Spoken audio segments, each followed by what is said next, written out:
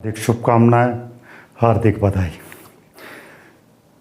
हम संपूर्ण योग दर्शन पर आज चर्चा करेंगे और संपूर्ण योग दर्शन में जो सबसे महत्वपूर्ण पार्ट है वो है व्यायाम। हम अपनी दिनचर्या का प्रारंभ नित्य कर्मों से निवृत्त होने के बाद व्यायाम से करना चाहिए और व्यायाम में कुछ हल्के व्यायाम हमें प्रारंभ में करने चाहिए। जैसे मैंने कुछ क्रियाएं करके बताई, एक ही जगह खड़े होकर कूदना, ताली बजाना, पैरों को दाएं बाएं फेंकना, बॉडी को आगे झुकाना, बॉडी को पीछे झुकाना। ये क्रियाएं करने के बाद हमारे पूरे शरीर में रक्त संचार तीव्र गति से होने लगता है और जब शरीर में रक्त संचार तीव्र गति से होता है तो हमारे शरीर के सभी रोग नष्ट हो जाते हैं, हमें अखंड स्वास्थ्य की प्राप्ति होती है। यदि शरीर में रोग नहीं है तो रोग कभी नहीं होंगे और रोग हैं तो वो पूरी तरह से नष्ट हो जाएंगे। यानी हमारी दिनचर्या में नित्य कर्मों के बाद जो सबसे अनिवार्य कार्य है वो है व्यायाम। व्यायाम में हम देशी व्यायाम भी कर सकते हैं, बिल्कुल सरल व्यायाम, दंड बैठक जो बरसों से चली आ रही है, सबसे शुद्ध व्यायाम है, इनके कोई साइड इफ़ेक्ट नहीं है।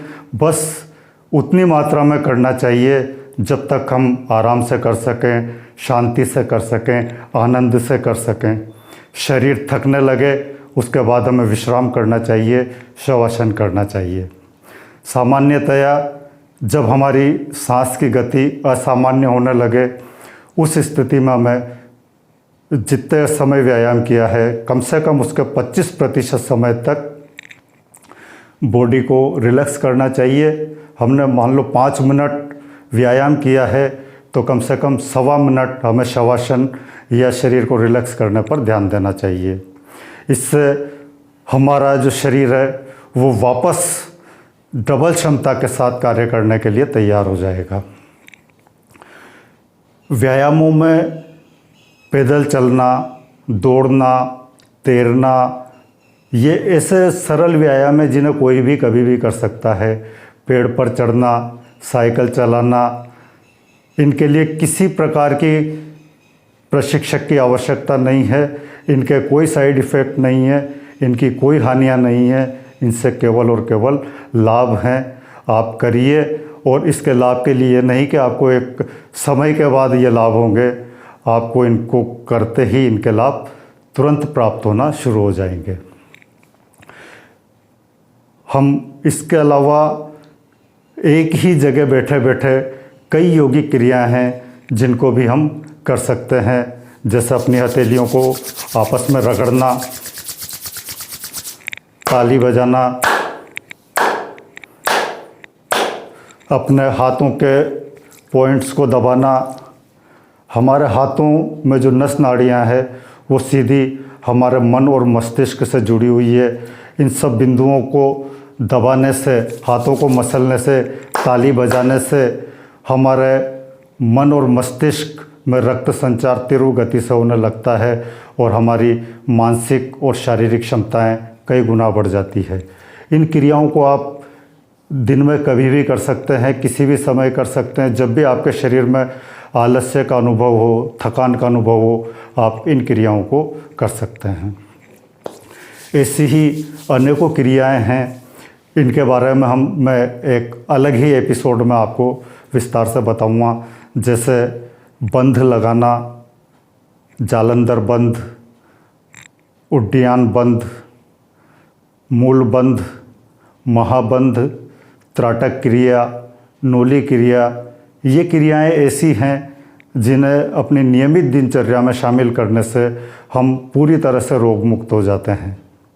वहीं अष्टांग योग में जो 8 भाग हैं उनमें यम, नियम, आसन, प्राणायाम, प्रत्याहार, धारणा, ध्यान और समाधि, इन 8 अंगों का हमें अपनी दिनचर्या में नियमित रूप से सम्मिलित करना चाहिए।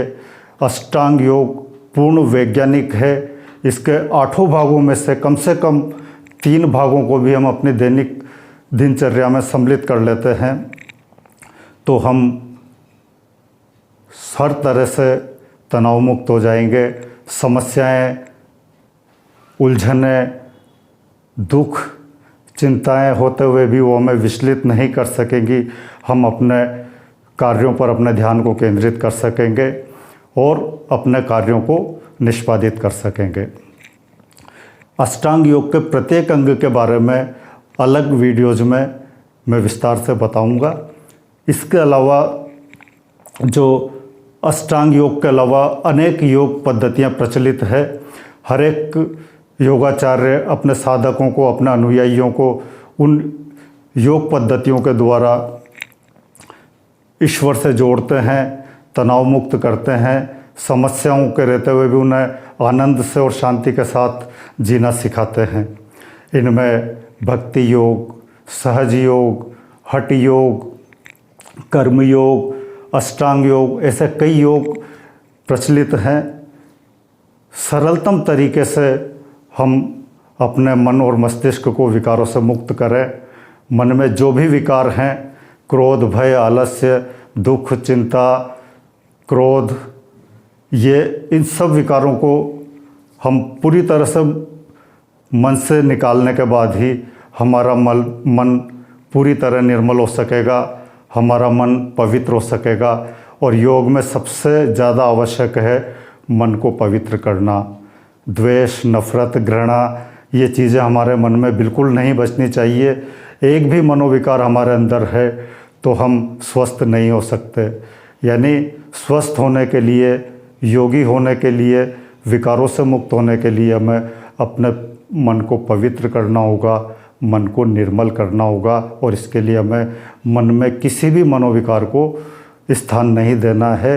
मनोविकार स्वाभाविक रूप से आएंगे, लेकिन उन्हें हमें ध्यान के द्वारा अधिक समय तक नहीं रहने देना है। उन्हें उन मनोविकारों से अपने मन को तुरंत मुक्त करना है।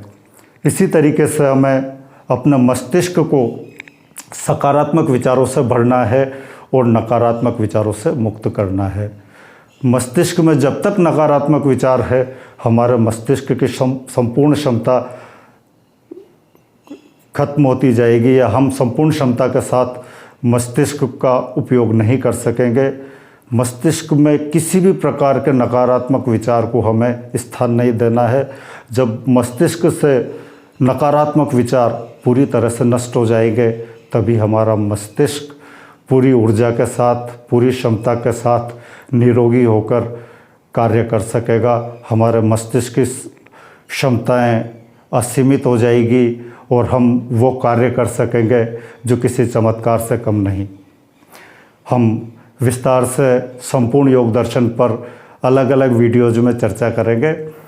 इसके बाद हम आपको संपूर्ण योग दर्शन के अन्य भागों पर अलग अलग वीडियोज में बताएंगे। धन्यवाद।